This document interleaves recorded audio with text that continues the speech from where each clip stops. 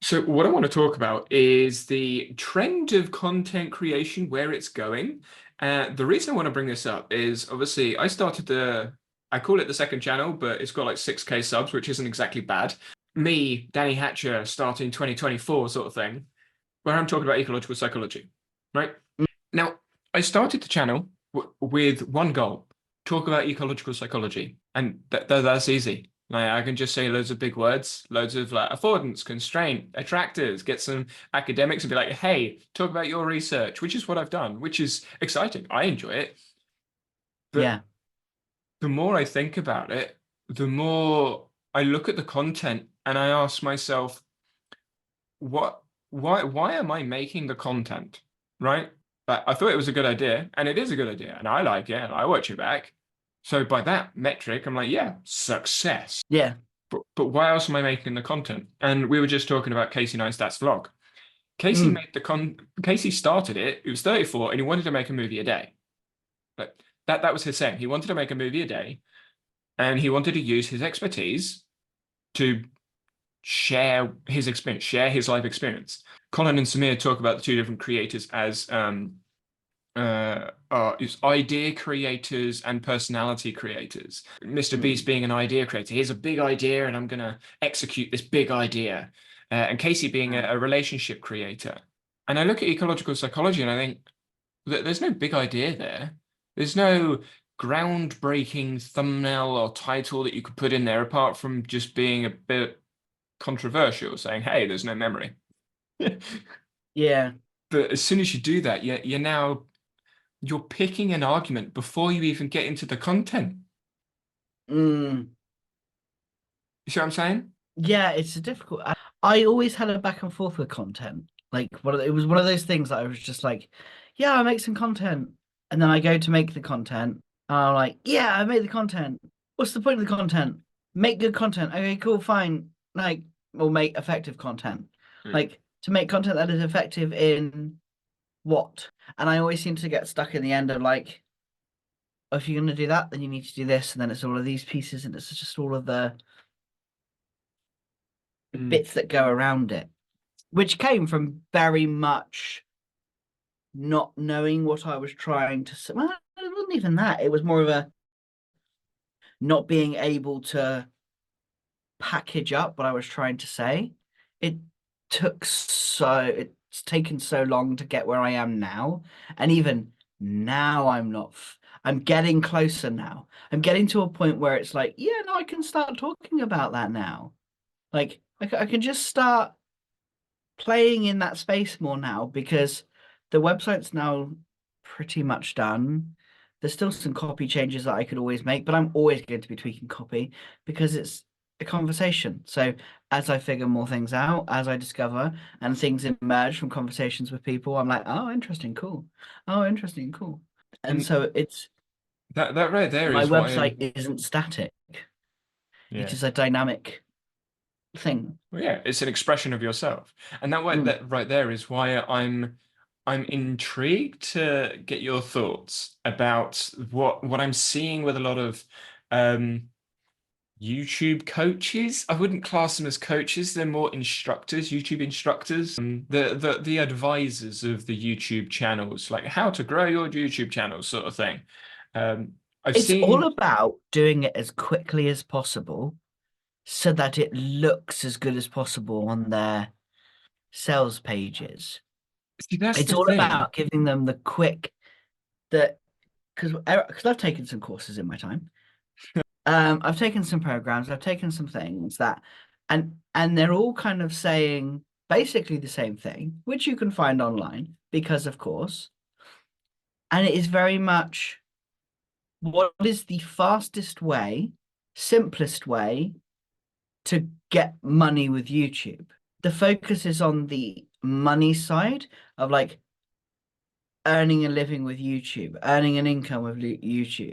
So there is the common advice, niche down, go really small, have a tasty hook, have a this, package your content like this so that people will like it, use the Mr. Beast bullshit, even though he's even started to slip away from the Mr. Beast bullshit. Like it, it's just. And then they learn how to do it, and then they instruct someone else how to do it, and then they instruct someone else how to do it. And so we have this kind of never-ending cycle of people teaching each other to do the same thing, which is basically like the business world. I mean, yeah, yeah. I mean, it is the business side. What's interesting about that though is most of those sorts of creators I don't like, because they just repeat the same stuff that you've heard before. And the creators that I consume, that talk about YouTube as a business, they talk about YouTube more as a relationship between creators. So most of the conversation I've seen recently is, hey, maybe we shouldn't be niching down. Maybe we should just be talking about ourselves. So ourselves being the niche, which is why I'm sort of looking back at Casey's vlogs and things because he was the niche. Mm. Yeah, I that cool. That idea about us being the niche is something that I love, especially in the business. Because when you have a business, often it is believed to be quicker and faster just to go smaller, which for many people, for some, it is quicker and faster, but often it's so focused on trying to be something or someone that you're not, that it ends up becoming really difficult when you are trying to just niche down to, in the business world, one type of creator. I only want to work with X type of person. And often we don't think about it in a way that matches our own experience. So, a good example for me actually is recently I found some really interesting information now about funding. Huh. So we've been discussing back and forth about the use of neurodiversity in the language that I use for my work. And so I've been very much like, yes, it does, but also I am constraining the environment greatly by doing that. Yep. And there didn't feel an effective reason to do that versus let's make more money and jump on the trend.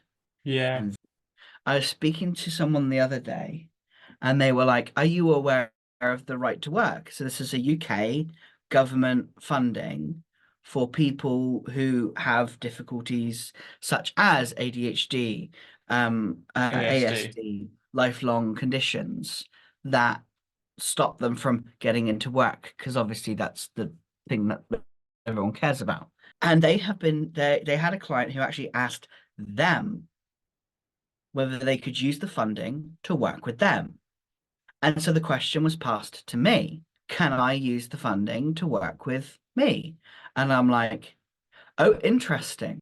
Because one, that is accessibility to a degree that is so nice, which gives me the opportunity when I want to raise my prices a little bit so that it helps support me a little better. Will I do that now? I'm all right at the moment, but there is that it affords that opportunity because there is funding available. And Yep. then it goes interesting. And so I started exploring it.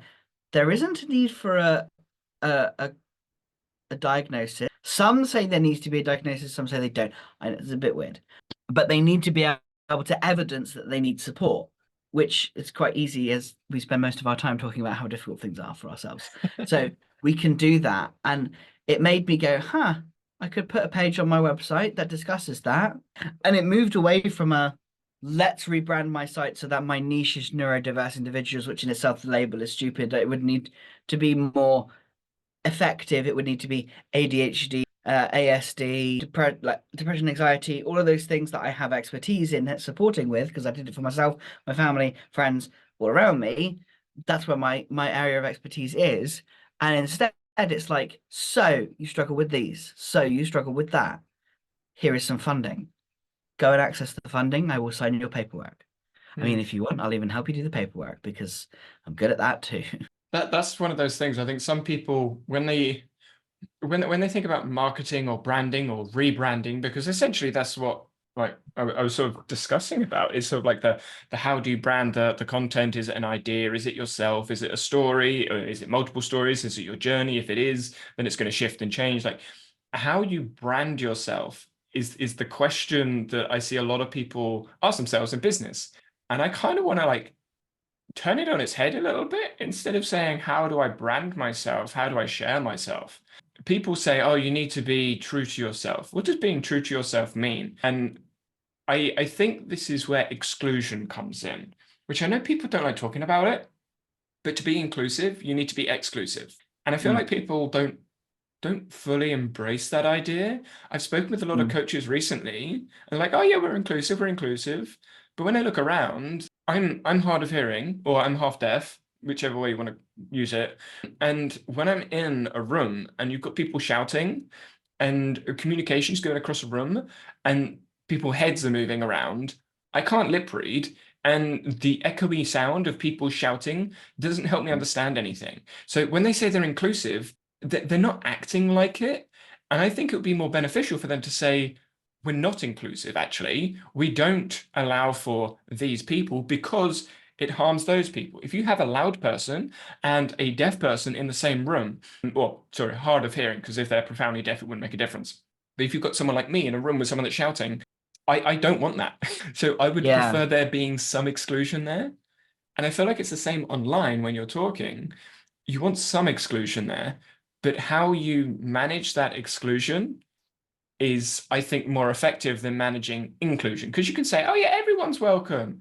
And it's the same with like the content. Who do you focus towards? Oh yeah, everyone's welcome. Well, no, no, not everyone is welcome because not everyone's going to like you for whatever reason. It could be the way you speak, the way you act, the way you dress, the way you look. It could be a number of small things that you may not even recognize, non-obvious mm, causality. So when I'm thinking about branding and marketing, I'm thinking about who I want to exclude, being specific yeah, about who I don't want rather than who I do want. So when I'm talking about stuff, I'm talking about things that I guess I'm targeting people that I don't want. Like if you don't want to be interested, if you're not interested in ecological psychology, or if you don't want to be critical about the way that we use language, then go away, sort of thing. yeah, yeah. It's very much like that. And I think So that's something that some parts of the business world are kind of doing they say, into a they say certain this is not extent. for you. Like this is not for you if, and then they give you a list of things.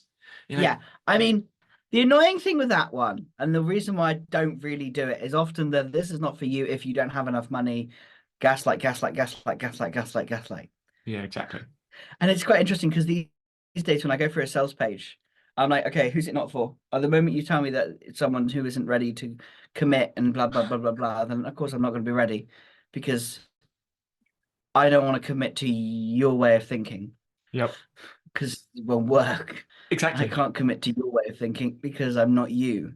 And thinking about this now, I actually just, I don't know whether I realized, but it's come together, and I believe that could be the difference between the practice and the image. Like some people saying, "Hey, here's an image, here's the thing you got to do," but this is the actual practice. This is what we are doing, the process rather than the thing.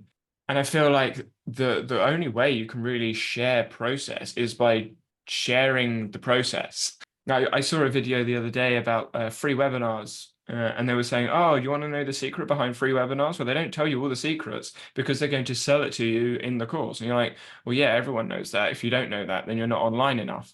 If you're online, you are aware that free webinars don't actually tell you anything apart from marketing whatever it is they're selling you." And you're like, "Great, I knew that. That's why I clicked on the webinar to start with." Y- It can be. I quite enjoyed the free webinars that do tell you a bunch of stuff. I am yet to see one. I am yet to see a free webinar that tells me something that I didn't know before going into the free webinar. Oh, but you're always going to know already the things that you already know, and that it's going to relate to those things that you're watching. Because otherwise, it wouldn't ever. Because a free webinar is always the surface. It's the tasty bit at the top for the most amount of people. The free webinar is kind of like the doors opening. They come into the doors, and then we start saying, "Oh, it's not for you." Oh, it's not for you. It's kind of like we start closing doors. We start excluding people once we go to a different place and we do a different thing and we say a different thing and we communicate in a different way. Like the free webinar is open for as many people as possible. And then we start, that's when the exclusion comes in after the free webinar. Yeah, that to me is where I don't quite grasp. Like, I understand it's a business funnel. I understand that that's the way that it works. And it's efficient. It does the job. But why can't you do that in the main content instead of shoving loads of blanket advice onto the internet and then trying to throw people down a funnel. Because there's just millions of funnels out there of just the same blanket toot that Mm. goes online, and you say, right, go to my free webinar. You go to free webinar, Because and it's then familiar. Pe yeah, people go to what is familiar. So they'll uh-huh. go and watch the same thing over and over and over again, even though they already know what they need to do, even though they already know what, like, even though they have all of the tools to do that, but they'll go and watch the webinar one more time. They'll go Oh and watch yeah. another webinar that teaches the same thing. And I mean, for me, one of the things that I've been building on as I'm kind of thinking behind the scenes and considering how I want to show up with the content that I produce and building a funnel of sorts, it's more of a wacky web of wonder of like where people can come in different ways. It's dynamic. It is very dynamic because it's like people come in from from different areas. Some people just jump straight to buying my stuff, which is cool. Some people play around where they're kind of just watching, consuming my content, listening to what I'm saying, reading my articles, reading my emails. And some people are just like looking at my social media posts, of which there are none right now. But that's the thing. Like when I think back to like Casey, Mr. Beast, or any other big creator, they didn't and don't really have a funnel tactic. They don't have a funnel technique. It is just, here's me on video. If you like it, watch another one. If you really like it, try and support in some way. Like most people, when you think to the businesses that do well on YouTube, it's the YouTube content, it's the actual day-to-day life living relationship experiences that grabs attention, grabs audience. If I think about the content I've put out there, most of it is very general and you can figure it out on your own. You can find it yourself. It's not my experience of different things. It's sort of my experience and sort of what you could figure out on your own, which is why I don't think it grabs that much attention. And the videos that have grabbed that much attention is where I've discussed something that is new, something novel that's out there. And the only way to get something new or novel is either from your own experience, i.e., lots of learning from yourself, or something that is new, i.e., a daily vlog sort of thing. But why would people listen to a daily vlog if they don't know you? That's the big question. Mm. And for me, right now, I look at it and I think, well, if you understand a person better, that to me is the best sort of sales funnel. Because at the end of the day, if they do buy whatever it is, there is a relationship there. You're building a relationship there as a It's about trust. yeah. The whole thing is about building trust. And I think often when it comes to business and the funnels, I see like business funnels as kind of like productivity systems. Yes. Like they're shoved on top because they're trying to account for some assumed lack and assumed not able to be enough as themselves. So they need all of these things to put on top to make it better. It's been really fun dumping everything because that's what I've done. Like I've just thrown out 10 plus years of tools in some ways and I've just gone, right, what do I need? Well, I need a way for people to buy my stuff. I need to communicate with people. Email is the closest to build trust because I'm in their inbox. I'm having conversations with them. I'm going back and forth. Awesome. What else do I need? Oh, I could have like the personalization thing, which is really cool, and I really enjoy that. But do I need that? No. I can just get on the darn call with them and have a conversation. You know, that scary thing. Yep. And I'm not at a stage. I don't know whether I would even wish to be at a stage where I can't get on a call with someone. I'm getting to that stage with all these freaking meetings. I bet. I bet. I don't think once I reach that point, I'll be thinking something else. But until then, I'm happy to be getting on calls with people and talking to people and having conversations and getting the context and then adjusting things more. And it's been nice to just strip away all of the layers of Mm. what a successful business is. And often it goes back to one thing that I kind of reflected on as I was coming back to business, coming back, never really went, but Yep. refocusing business due to Starting ever again, changing. you gotta I'm starting again. That's Not really. the branding in it. The packaging of the thumbnail.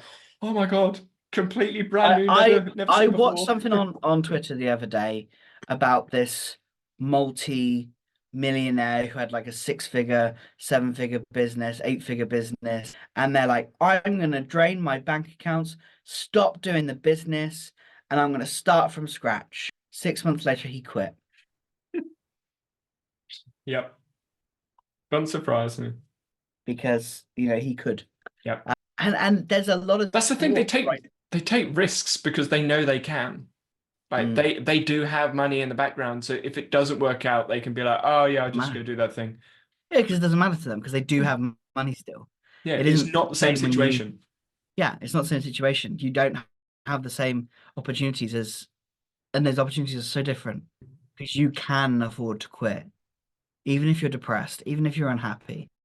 And it sucks. I did watch a couple of clips and yeah, it's sad. It's like, yeah, welcome, welcome. This is what it's like. Yes, it's hard. And a lot of people in business at the moment are just like, this is hard, cash flow is tight. Some people are really struggling right now. Others are not because they've figured out the way that they work, so they're good. And once you have figured it out, there is a way. There is always a new way. There are always things you can build to create those consistent opportunities So to This keep is moving forward. this is what's interesting for me at the moment is lots of people when you look at anywhere online for business, creating a business, how to do sales and blah blah blah. You have to do sales, you have to do marketing, you have to do loads of things. But when I look at the most successful people and how they actually have done the thing that they started with, Tiago Forte, Ali, Nat Eliason, then all of the bigger ones, Hormozi, and all the rest of them, all they did was they shared their experience. They had a problem, they shared their experience solving the problem, and they did that multiple times for free. And then it got to a point where they thought, you know what, I'm going to sell my solution to said problem after lots of years of combining all these pieces of information together. What that technically looked like was they made videos or they made written work about a problem. And then they made a page on a website and then put a buy button on it. That was literally it because they built up the trust from the content that they created solving problems. But now I feel like there are so many funnels, sales tactics, marketing that we as consumers on the internet that are on the internet a lot recognize and go, you're trying to sell something, or you're trying to push something, or I see the content creator narrative you're spinning there. Like I'm in my own I'm in my own thought process at the moment when it comes to trying to tell stories because I'm told to tell stories on YouTube in content. But when I watch the video back as a viewer, I know I'm telling the story for the sake of telling a story. Like I'm making the story because there needs to be a story in there, if that makes sense. So I'm like, hey, I Yeah, read a it's where book. I got to on content and why I stopped. So I'm Because for reading a me, it book, was but I've got a time becoming, limit. And you're like, why time limit? Arbitrary thing. yeah, it was why I stopped creating content Did you really because start? yeah, before we were doing Oh, stuff, right. like that's where I got to of like I did the content. I've hidden a bunch of videos because I just like I did the content train, I did the setting up a storyline, and none of it felt. It just felt. ugh, It just felt icky and not. Setup. It just felt like a setup, just very disingenuous. Which Facade. yeah, it was a huge facade, which I was just like, yeah, I'm just not. That's not the point. I don't want to create and I think we've discussed this multiple times. I don't want to create content for like the sake of getting tons of views and for the sake of this. But I do want to create content that will make a difference, which means it needs views. And so it's that constant like battle with knowing which and I got to a point where I was just like, I can do this just with my emails. I can do this with my conversations.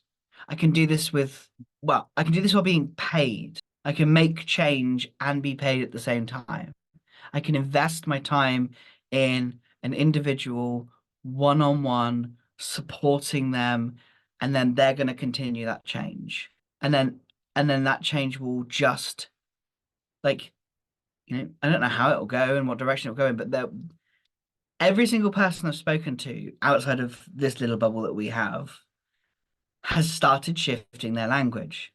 And I've noticed it. And it's subtle. And I smile.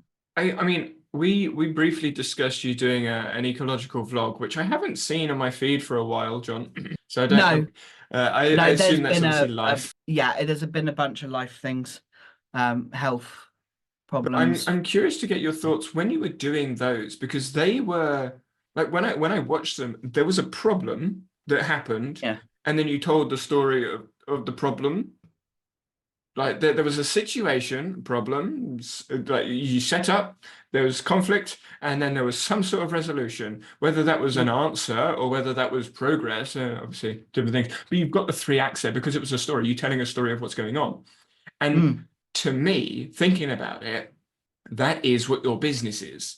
Your business is helping yeah. people through those day to day. I Yeah. think Jeff says it in the. I had a conversation with Jeff Wagman. Was it 3 weeks ago, 4 weeks ago now? And I edited the video yesterday. It'll probably come out in a couple of weeks because I've got another one coming out. But he was saying ecological psychology is the study of everyday struggles or something like that. Yes, I think you said that in our interview. Yeah, and I it's think so. just like. It is the study of everyday struggles, and I've been thinking about that because that's like when people because obviously I've got Atomic on this weekend, so I'll be heading out, and so I'm how like how do I describe what I do? Because I have 30 seconds to do that. I will be overwhelmed. There will be I'll be horrendously overstimulated. This will be the second time I've gone to a conference. First time with my hearing aids. Hmm. And so it's going to be very different experience. So how can I succinctly put what I do? And it's like what I came to, and it was really funny because it made me giggle because it's a little bit cheeky, is tricking people into actually believing they can do the thing that they can do because they can. And it's just about getting into that. But I like that, like it's the day to day. It's the helping people with the day to day small little things that help them to build the business that they want to do. It's the small, tiny things, the small, tiny changes that actually go a long way. Everyone thinks about the big strategies, the big solutions, the big things, the big systems, the big, big, big, big, big, big, big, big. But really, it's the day to day moving. It's the And day to day. that's it. I think even though ecological psychology takes a broader view and goes very, very broad with organism environment relationship, when you Mm. actually look at those relationships, the relationships are extremely narrow because every experience is different, variability. This is what I've been thinking. Like, I have been analyzing my behaviors recently because obviously I've now been thinking about this for over a year now, and Mm. I didn't have the language before, but I was sort of doing it and then trying to squeeze it into the cognitive approach. Never worked, so I just assumed it was just me being mad, which it was. No, And no, so you didn't know the theory enough. Do you not remember that conversation? You were saying, "Oh yeah, I don't read the academic. I don't read that stuff. I just know it sort of works." Like, well, no, because cognitive psychology got short-term memory and working long-term memory and long-term memory and all the other different types of memory, episodic and who knows what. Yeah. yeah, and so I was analyzing my decisions, and I was like, I am making far more very just quick decisions on small things that used to trip me up for hours. They used to make me go into a spiral for so long. Makes me think about our conversation of me in Germany. You were Yeah, saying that like you were like, oh, but we need to this, and you just do. it is very much a do. It is very much a let's just move forward, see what happens, see where we go. But also there is that deliberation. I still have that deliberation, so I don't think for me being quite as free form as you. For No, doing it longer. no, I don't think I don't. For me, I don't think I will. I'll be interested to come back to this and eat my own words. Hey, future me, let's see if I eat my own words, shall we? Yeah, cool, awesome. I look forward to that conversation. I don't know whether I will. I think there will always be an element of planning to what I do, but the planning is more of a. I don't even think it's planning. I just think it's a. Okay, here is the thing. This is what I want to do. Okay, cool. Is there anything else I need to think about? Yes. Okay, cool. What? This. Okay, yeah, cool. Anything else? No. Cool. And it happens like this. It's not spending 3 hours analyzing, trying to track the Google Maps.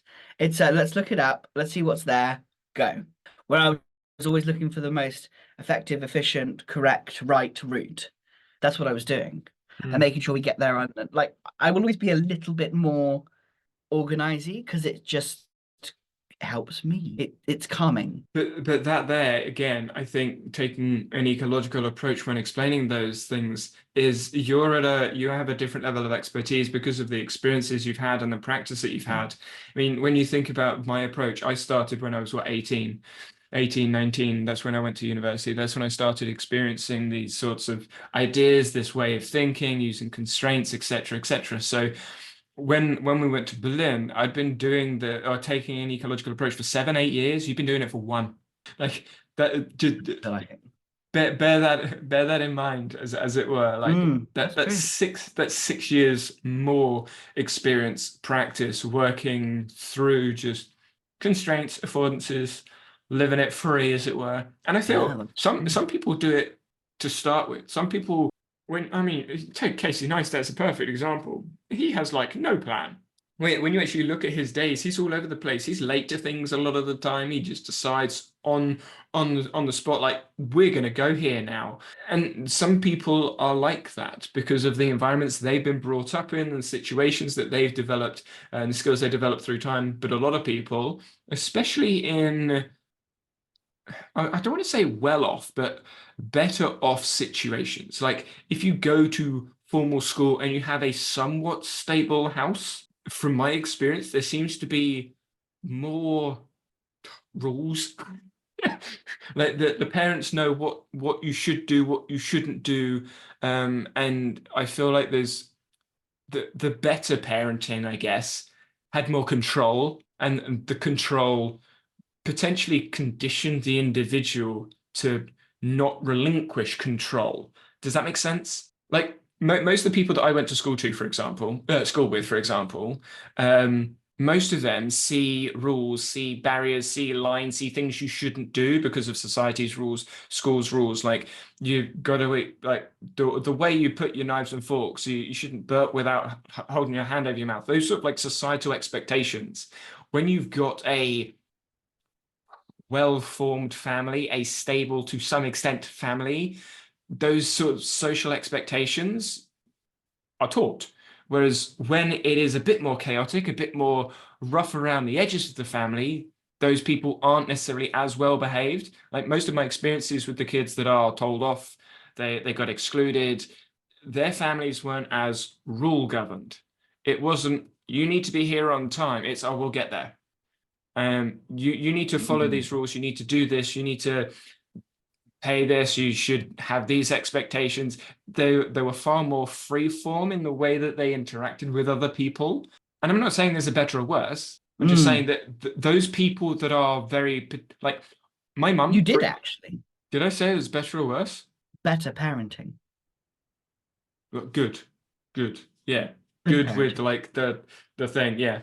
But like, using my mum as an example, both my parents, we're not late to things. Mm. That's not me not wanting to be late. That's I was always on time for things. But if you've got parents that aren't on time for things, you're not going to be as interested in turning up on time. No. Hi. No, I am on time for things. My mum is awful. Like my mum and dad were like have always been really atrocious of being on time. For me, I've always been on time. I always get to things on time. My mum, my family are very like they say they're not, but they're like it's always very airy fairy wishy-washy. It's very much, oh yeah, no, we'll get there when we walk in the door is a famous phrase that my family say. And I'm like, no, can we please have like I need to be here at this time. This is the time I need to be here. I do not wish to be late. Now that is probably years of anxiety and That's what I mean. It's the environment that you grew up with and your relationship with that environment. That's true.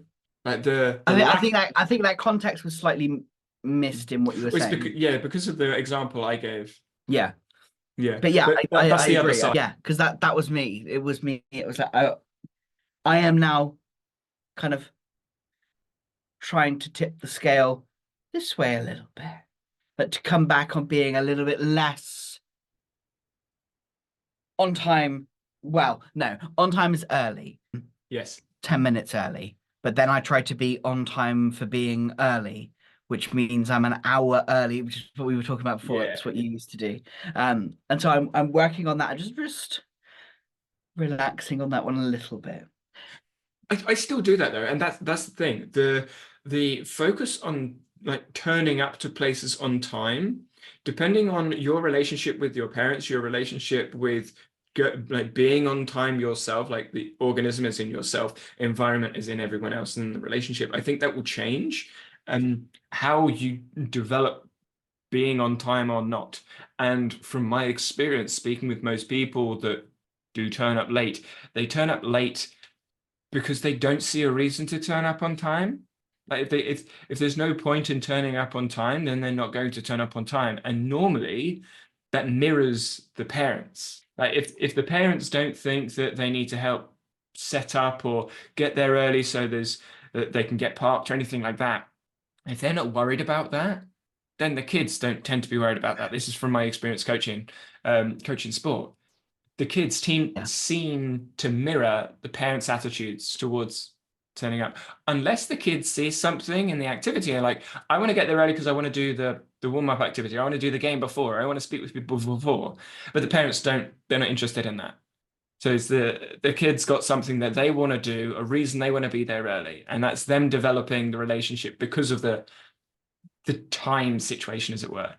But those Yeah. experiences, like bringing it all the way back to what we started with, those experiences, those micro decisions, as I mentioned, I think in the Jeff log, I said this and I was like, I like that.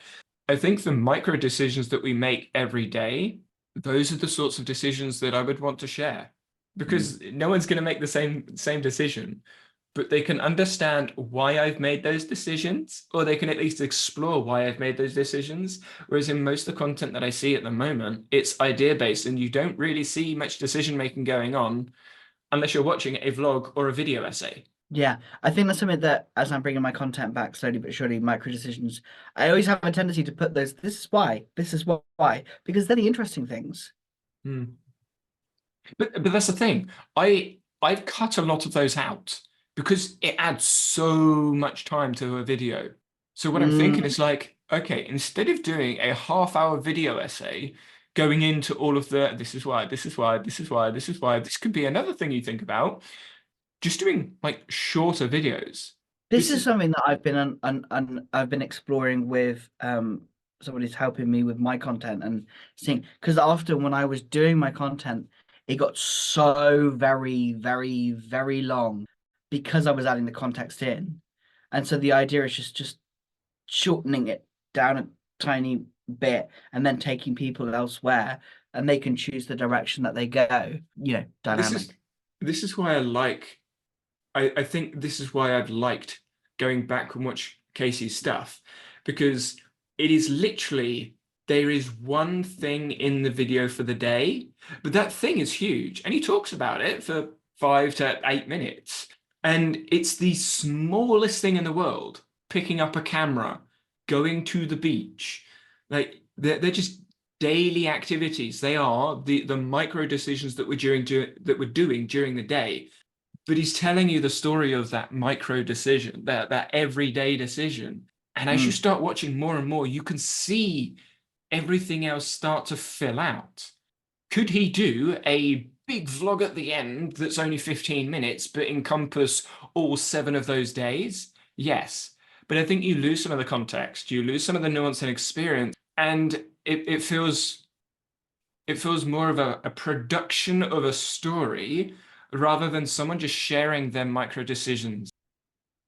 And so when I look at the big content, I'm like, okay, for example, one of the videos I'm editing at the moment, well, I say I'm editing. Jade's editing at the moment, is Transforming Basketball. I read a book 350 pages long, and I'm trying to tell that story. I did the How We Learn to Move book through the video essay. It's an hour long.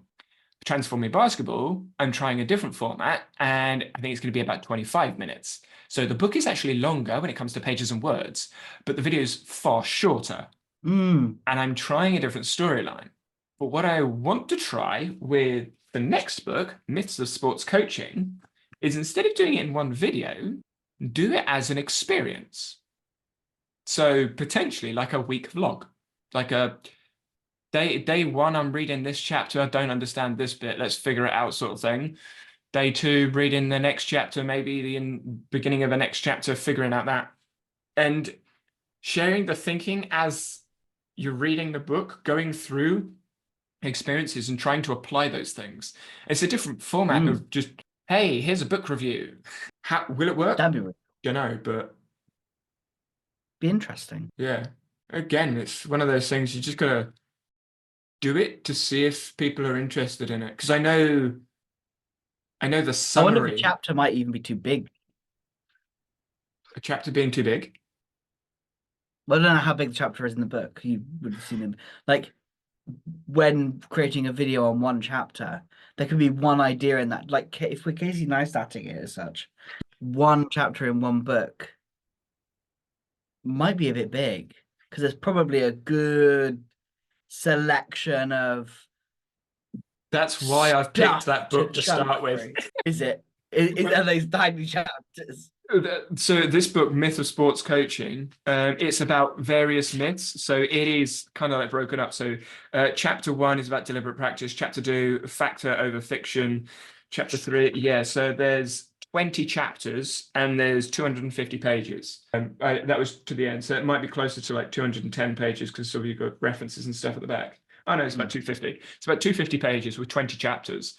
So that's like 12, 13 pages a chapter. So that's like one main idea as a chapter. And obviously, some of those, because of book and it's academic, some of those are going to be references, some of those are going to be quotes, some of those are going to be exploring the nuances of the conversation. So that book, I think, is a nice tester to see if it's doable. Because again, it's like, it's a practice. Like, how in the world do I tell, well, potentially 20 stories of reading a book?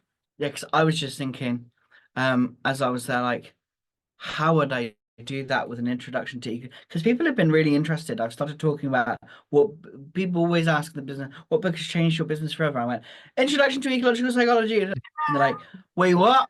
I'm like, and I was like again, how would I do that? With great difficulty. I have pointed so That's many how. people to my video now. The amount Yeah. of people that are like, so what do you do? I'm like, ecological psychology. Like, just go What's that? watch the video. This. Yep. What would be so in like taking that video and then watching that video and then creating a vlog on that video. You could do that. I think Like that would be actually really that would be helpful. that'd be really interesting. So just looking at the chapters, looking at the sections of that, and then talking about it, Story, that'd be quite quick. fun. That'd be very interesting. Quick story. So, one of the coaches I'm speaking to, a guy called Greg, he started watching the video and he stopped, started taking notes, then sent me a message, asked me a question, then carried on watching, and then went back and then took some more notes, and then did some thinking, then watched it. So the process of watching the video is a huge experience because it is so long. And I've seen in the comments, I don't know whether it's comments or direct messaging, but people have gone back to the video, like they've watched the first half hour. Then they've gone back to it a couple of days later, and then they realize, well, actually, no, there's something from the beginning. So the experience of watching the video isn't a sit down and watch it for 2 hours. It's a Mm. sit down, watch it, do some stuff, then think about it, and then go back and watch the same thing again. And I feel like that could be a video experience that you share, that you tell, because you're going to have loads of ideas. You're like, oh, maybe that relates to this. And obviously, I left loads out because it's a freaking textbook. Because I remember, because my experience of that video is I started watching the beginning, stepped away for a bit, and then it was brought up in the ecological chat with a certain section with the kind of width, depth, and height. Mm. And so I jumped to that section, and that one section there I could talk about for months.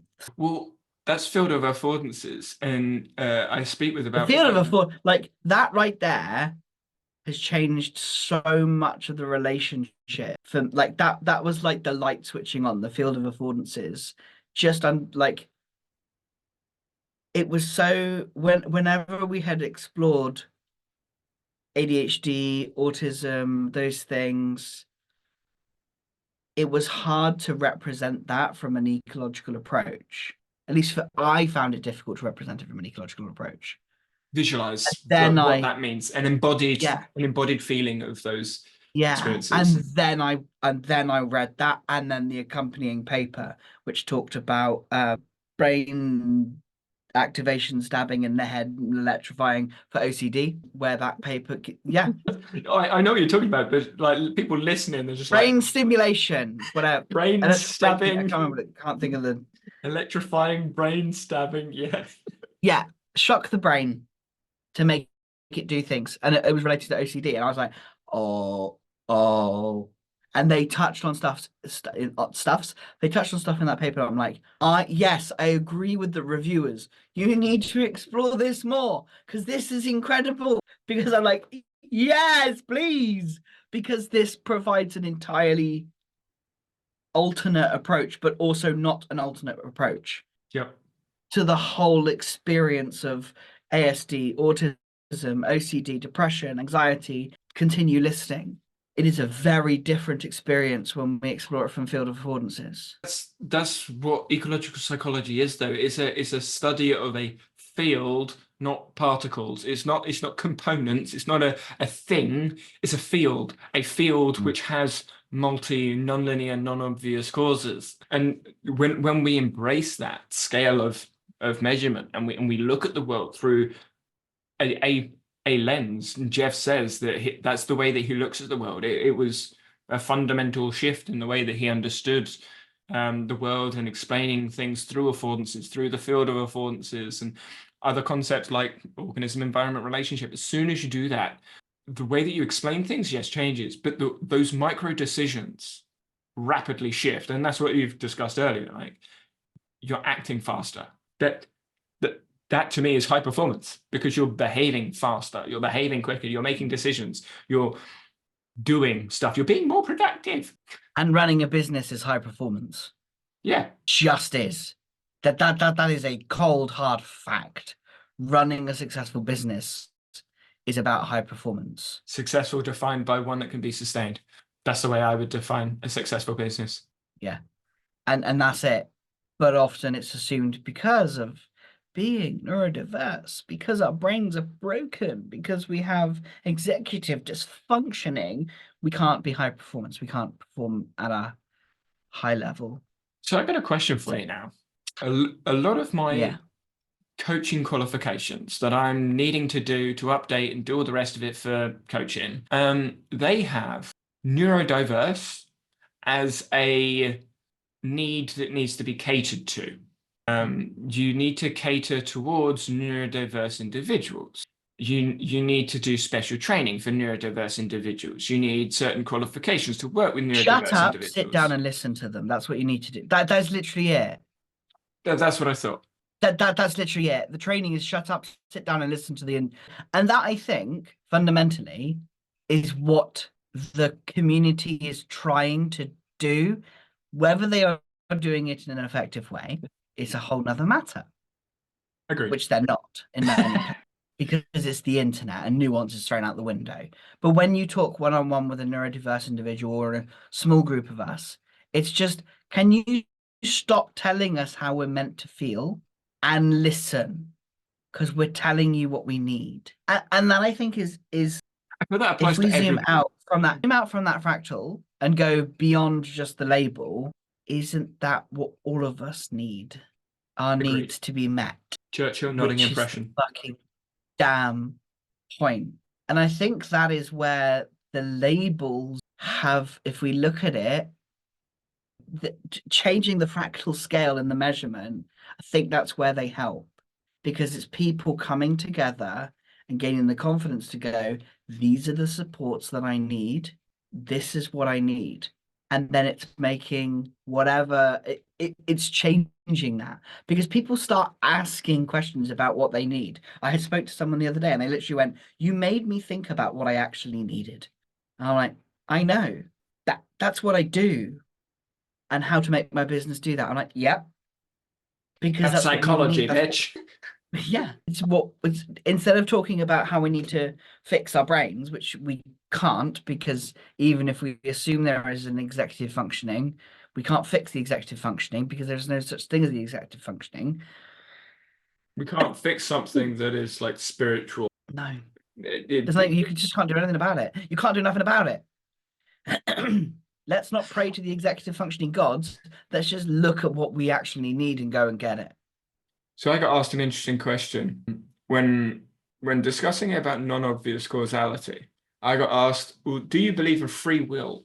And I said, well, if you mean free will as in control of action, I think yes, we have control of our Yes. actions. But does that mean we have full control of our actions? No, No, because because of it's the constraints. Yeah. environmental Because constraints. of the affordances in the environment that we have. Because the environmental constraints have a big influence on what we can perceive. Precisely. So when people say we do or don't have free will, I would say, firstly, it depends on your scale of measurement. And secondly, I would say, well, there is an element of control, but we don't have full control. So it's both. It's not one or the other, it's both. I can Yeah. control my movements, but my movements are constrained by bodily functions. My arm is not going to bend any further, so my actions are constrained by the environment. I can't go any further. Is And that this free has will? Is been that not? like Like, they're just constraints. I was thinking about this. So I found this tool for man because I've been having numerous issues with health because lots of things are just happening at once. And I'm like, okay, cool. I'm wanting to do more, but I don't seem to, I'm no longer attuned to my limits in the same way that I was before. So I need to figure out what they are. I want to figure out where they are and have somewhere to start with. But I also know I am known to push myself hard. So I want information. I want facts that I cannot deny. I mean, I still can, but I am less likely to. And so I went and got like there is this thing I saw as an ad on Facebook and saw it multiple times. There is an app called Visible, which you have a heart rate monitor on your arm the entire time, and it checks it every 3 seconds. And then you can see what increases your heart rate above they've simplified it into 3 layers because it's about pacing. You've got low exertion, exertion, and then overexertion. And so I have been tracking that to see what is actually when do I overexert? When am I overexerting? And the ways I've been overexerting are bloody hilarious so far because they're things things that we're told are just do them. Just just get in the shower. It's fine. I was overexerted for over 6, 7 minutes during the shower. Now there might be multiple different reasons for that, so I've only got one base of that because I've only just received this. But it was interesting to see what was, So is it just heart rate? and it's heart rate variability. I think it's based on that. Yeah, it's Yeah. based on heart rate variability. It's also tracking symptoms, that kind of thing. So it's not perfect. There is definite problems with it, and it's still learning my body, so and how I operate. So it's not as accurate as it could be. But it was interesting for me to go, oh, interesting. I am overexerting right now. Now those measurements are going to change as they get to know it. So And it was I interesting just to see it. I personally, Gone. from my extensive background with strength conditioning and all those sort of sports sciencey stuff, heart rate on its own is okay, but not great. So when you say Yeah. overexert, I would be highly skeptical about that. Perfect example, if you have a heart rate monitor on, like they used to do this as a lecture. 5 people have a heart rate monitor on in the class. Their heart rate's sitting at 80, 90 beats per minute, whatever it is. As soon as the heart rate is shown on the board, it spikes to 120, 130. They've done literally nothing apart from they see the heart rate monitor and it Oh spikes. yeah, I've set it to only say anything once it's a certain amount of time that it's Mm. from it, that it's sustained at that. I don't have it do it every time I overexert because it would be doing it all the time because I'm very much like that. So yeah, no, it is sustained for an amount and it's still going to be tweaked over time. But even with the sustained amount, because you could spike and then continue spiking for various reasons. So if this is an example that happened inside of the lab, we were trying to get a base measure. Something happened outside, so the subject, the heart rate went up because they got startled. Like, oh, what was that? And huge spike, came back down, but then someone else came in the room, and because the heart rate hadn't dropped all the way, it maintained itself at about 110, 120. So it spiked to about 150 when the loud noise happened. Then it came down to about 100, then went back up to 110, 120 while the person came in. While they were talking, the person's heart rate slowly dropped to about 100, but it didn't actually get back down to where it was at, which was about 65, 70, for 3 minutes after that. So we had to wait essentially 7 minutes before their heart rate got back to where it was comfortably resting because it was trying to work out what was going on. Did it need to stay up there? Did it not? So the long Mm. exertion heart rate, you're like, what does that mean? Because some spikes you can recover quickly, other spikes you don't recover quickly deliberately because the body is expecting you to do something. Mm. And again, that is part of embodied cognition. Psychology is going to shift where your heart rate goes. You can make your Yeah. heart rate speed up just by worrying about something. You can make it slow down by the same. You could hold your breath in the same. So heart rate, it's okay, but I would use heart rate with other things, which is why Yeah. like rate of perceived exertion, RPE, is used normally alongside heart rate. Yeah. Yeah, and I'm kind of doing that as I'm going. It's like I'm thinking, okay, so this is how I'm feeling. Like, where's my level? Like, where am I? Am I a one? Am I a 10? Am I, I'm giving myself that, what's the word? Well, yeah, rate of perceived exertion. Yeah. How much do I feel I've exerted? Oh, that's interesting. And I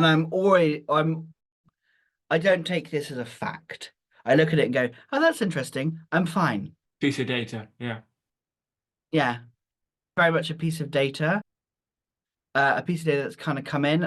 It gives me more data, which Yeah. is data I didn't have before. And so Yeah. the two combined is interesting. Yeah, I kind of did the opposite. So with trampoline, I know when I get on the trampoline, I feel tired. And I know some skills, like when I'm doing, for example, 10 tuck jumps, that feels far more tiring than doing 10 straight jumps.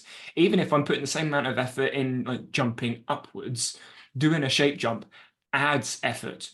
And I didn't realize how much more effort. So I thought, oh, I'll just wear a heart rate monitor. My heart rate doing straight jumps as high as I could maxed out 177, 178, which is around my max heart rate anyway. But when I was just maintaining those jumps, it's sitting about 150. When I do 10 tuck jumps, it hits max and it stays close to max. I say max, it's not really maximum because you need to be sustained for a long period of time to actually hit your true max, which is probably close to 190, but forgetting about the science, sports science here. So, but doing the tuck jumps, I was sitting right at that max for the whole way through. So my feeling matched my heart rate. So I used the heart rate data more to confirm what I was feeling rather than the heart rate to try and educate how I was feeling. So I sort of did Yeah, a, I think actually upon reflection, it's sort of like that so in many I feel ways. tired. Am I really this tired? Oh, my heart rate did go up. Yeah, I probably did feel tired. Yeah. More of affirmation data Yeah, I rather think it than, is more affirmation. I agree. As I was kind of thinking about what I've been saying to family about it, because I've been sharing it, like I am tired when I come out of the shower. But is that really a thing? Yeah, okay, cool. Yeah, yeah. Interesting. I think that right there is where the language used shifts the way Mm. that we interpret or we experience different decisions. Because people say, "Oh, you only ran down the stairs. You shouldn't be that tired." But you're running down the stairs, or you're getting out of the shower. You shouldn't be that. But you're doing stuff. Your body is doing stuff. And that was I do agree. It is the affirmation of like, okay, cool. That makes more sense now. and it's also just it's yeah, it's been really interesting. I'm only on day 3 of day 4, so I'll probably do it for maybe 6 to 8 months and see how it goes and see the result of that. You may not have heard this because I know you're not like that into sport, but in adult sport, a lot of I'm talking football here. I've also seen it a little bit in basketball and in rugby, but a lot of coaches they assume the younger players are more fit because they're younger. Oh, you're younger, you've got loads of energy. No, no, absolute rubbish. The adults might actually be more trained, they might have more energy, they might have more ability to do things. And when you're in a physical sport, I mean, even if you've got like an 18-year-old and a 23-year-old running next to each other, if the 23-year-old nudges the 18-year-old and the 23-year-old is physically stronger, the 18-year-old's going to have to put out, like, expend a lot of energy to stay on their feet. So they're going to Mm, get tired faster. And it's not because they're unfit, it's because it's hard work. And the coach is saying, oh, you should be fit, you're young and energy. No, that's belittling. mm. But a lot of coaches don't see that as belittling because, oh, yeah, you're young and fit and youth and all that. No, rubbish. And when I hear the older population say this as well, oh, you're young and energetic. No, we still work. We still do loads of other things. My day is not I sit on my ass and do nothing. I do a lot of work. Yes, I may be sitting down, but I'm thinking a lot. I'm fidgeting a lot. I That expend was a something lot that of shocked me energy. as well.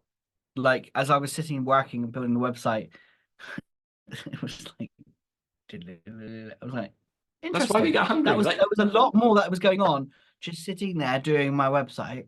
yep. And I was like, ah, cool.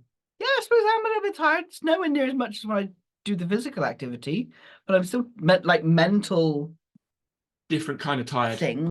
Yeah, it was interesting. And that is why I get frustrated at my dad because when my dad sees me, he doesn't think I work because I don't do anything. Like I don't do anything because I'm sitting down all day. I mean, my dad sits down most of the day anyway, but he has to walk from the car to the office. So like there is a bit of walking. He's an examiner, so he does like 7 times a day. So yeah, he walks like 10 meters 7 times. And I just sit down all day. Yeah, but I'm thinking. I'm thinking all of the time. And as we know through calorie studies, the brain consumes a lot of energy, consumes a lot of calories. And if you're doing a lot of thinking, a lot of intense thinking for most of the day, that's a lot of energy that you're expending. And this is where I've just realized this. This is where I think the ADHD in brackets there comes in with the thinking of those individuals, the neurodiverse individuals. They may have lots of energy. How do they expend that? They can expend it through activity, i.e., moving around, or through thinking. And if you're doing a lot of deep thinking, where does the critical analysis come from? All of the energy that you're expending whilst thinking. That could be why they are more creative. It's not because they have creative, no, they're just thinking more than other people because they've got more energy to expend. So maybe the neurodiverse stuff isn't a problem with the brain. It's they have been exposed to expending more energy more because that's what they do. I'm Yes. constantly fidgeting. I can't sit still. Ants in my pants. Your brain is always spinning. Yes. Yes, it is. And from my understanding, from those who are not neurodiverse, Yes. they say they don't experience that. And that to me is like, I would argue that's them. If we're looking at physical activity, because physical activity you gauge normally through like heavy breathing and the respiratory cardiovascular system. I mean, here. Well, yeah, I mean, no, exactly. no. So when we're thinking about physical activity, you've got active and sedentary. Right? You've got active people that go out and go for a run and go for whatever, but then you also have a less cardiovascular energy that you're expending, which is embodied. It's not in your brain, it's still embodied. You're still using your Yeah. body. And I would say the people that describe themselves as not neurodiverse are sedentary. They are not thinking as much as other people. And those are the people that are thinking more, are more ADHD. And that's why I think we are seeing more people say that they are ADHD. And typically they are either younger or they are older but active either online or in their business. You see business owners, they say, oh, yeah, I've got ADHD. No, they're thinking a lot. People online, oh, I've got ADHD. No, they're thinking a lot. Because they're online, they're being exposed to multiple pieces of information and they're having to battle with that. So they're thinking a lot. So younger people are being diagnosed with ADHD. Maybe that's not, oh, you have a problem. Maybe it's just you're thinking more than other people did because previously they weren't trained to think a lot because they weren't exposed to that much information. Oh, that's interesting. Yeah. I'm thinking That's about this as I'm really saying, by the way. I had not thought about this beforehand. It's right now. that is really fascinating. So the Because representative because practice. there would be action capabilities for that. There would be affordances in the environment for them to naturally quote unquote overthink. For me, from my experience of autism, one of the action capabilities is to think every single thing through and see every single possibility. That is what I do with every or have done in the past with every decision that I make. I just am more attuned to doing that. And then I'm like, oh, okay, I now change Add the constraints. level at which I'm exploring. Yeah, I'm adding those constraints to change the fractal, to change the measurement, Yeah. because I know that now. Yeah. But And so that's calibration. it's like that. Yeah, That's calibration. calibration of Education of attention. yeah. Education Yeah, of attention and yeah, intention, calibrating learning, which is what attunement is, which is what we get through developing expertise through yeah, experience, ecological explanations. Oh, yeah. So that's exciting. That is very exciting because the cool thing and the bit that makes me excited is the fact that it is not dismissing anything, which is the exact damn opposite of the cognitive approach, which does. It's like your brain is broken, this brain is fixed. This is a good brain. This brain works. This has everything. They can do things. This brain's broken. We even need to fix it. But no, it is fuck all to do with the fact that your brain needs fixing. There's nothing wrong with your brain. It's just the calibration. Let's recalibrate. this also accounts for the, oh, social media is making us ADHD. No, social media is exposing us to information, and through practice, through experience, we develop our ability to navigate, to deal with, to work with lots of information, which is lots of thinking, lots of energy expenditure. If you are trained to expend lots of energy, then your body is going to try and expend lots of energy. If you're in a situation where you don't need to expend lots of energy, then what's your body going to do? Try and expend energy. How are you going to do that? Yeah, Fidget. Think about yeah. random stuff all over the place. So we are representative practice. The environments that we are in trains us. It doesn't train Mm. us. We experience things, more information, more energy expenditure, so we are more likely to act in that way. An ecological explanation to neurodiversity. Love it. Which doesn't dismiss anything, which is what makes me so like I cannot like from a neurodiverse individual and from our experience, just from our conversations, it still felt like it was being dismissed. There was still, oh, it just doesn't Really? exist. Yeah, there was still that feeling that it like there was still something wrong. Well, that was probably perceived, but it's fine. But it was interesting. But then when we get to this, and this is where I've been, and if you remember rightly, we discussed why I'm trying to remove the labels. I'm not trying to remove the labels. Are they effective? Well, it depends on what measurement I'm using. Yeah. And so once you have those measurements and that calibration, that's exciting because then it's like, let's calibrate to you. That's what I'm doing with what I'm doing. It's calibration. It's like this is what this is your experience. These are your capabilities. These are the capabilities that you have due to your due to the environment that you're in and the and what you do. But Let I think this energy yeah, go on. expenditure explanation for the attention, the information, etc., for me, that supports the explanations I was using before, but less abstract. It's a less abstract Mm. explanation because I still don't think the neurodiverse label is accurate because it's representative practice design. So everyone has these scales, everyone education has with a attention different intention. everyone has different action capabilities. Yeah. And Constraints, relationship with the environment, etc. It still matches the abstract explanations of what neurodiverse is or isn't, and the label doesn't measure anything accurately well enough, in my opinion. But it can no, I still don't think it it's can, an accurate measurement. I don't think but the it can still be labels useful. are about the measurement of Mm. it. The diagnosis, do I think Shouldn't it's be. valuable? I don't think they should be.